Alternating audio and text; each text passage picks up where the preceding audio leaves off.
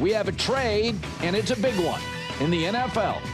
Trent McDuffie, an elite corner, and there's one or two holes for the LA Rams. Special teams needed to be upgraded. They'll do that in the draft.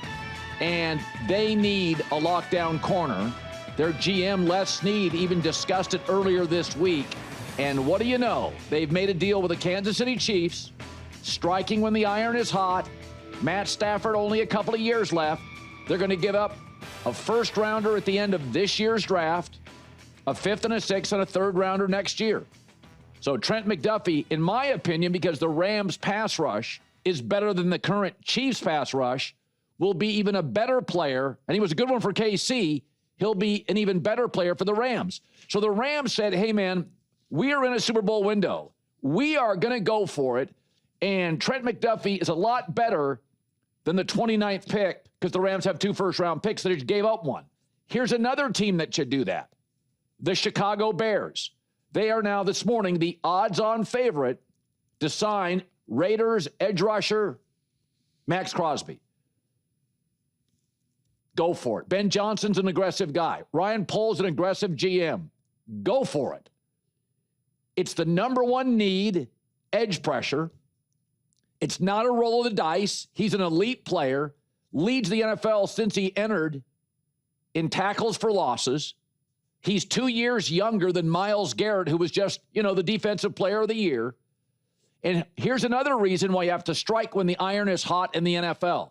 Yesterday, the Bears all-pro center, Drew Dahlman, who they just paid a fortune to last year, retired at 27. He's like, yeah, I'm done. Interior O-lineman, beat you up physically, I'm done.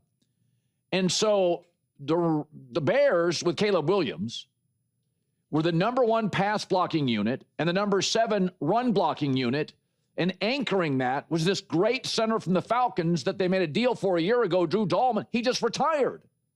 And so you only got 2 years left with Caleb Williams on the rookie deal. He's going to get expensive real quick. And here's another example of what being passive does in the NFL. Did you see this story yesterday? The goofy Cincinnati Bengals let Trey Hendrickson walk. Well, they've been talking about a new contract for 2 years. They don't sign him. They're passive. They don't trade him. And they just let him walk out the door. They get nothing for him. What are you doing? So Kansas City, in a similar situation where they have to rebuild parts of their team, they need draft picks. So Kansas City is like, we'll take another one. That'll give the Chiefs 2 first-round picks, a fifth and a sixth and a third next year. Next year's the quarterback draft, right? They don't need one.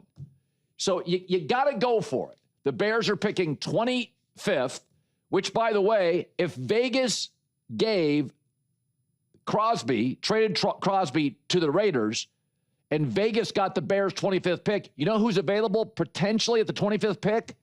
Fernando Mendoza's number 1 college target, Omar Cooper, the receiver. So you could unite Fernando Mendoza with its number 1 split end in college. What a great, and that's a huge need for the Raiders. Wide receivers, their number 1 need outside of quarterback. So it works for everybody. 28-year-old Maxx Crosby. The Rams just did it.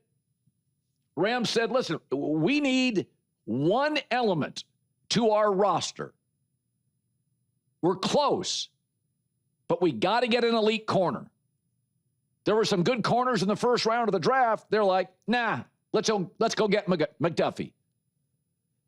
And I think the Bears are in the same situation. 2 more years left in that Caleb Williams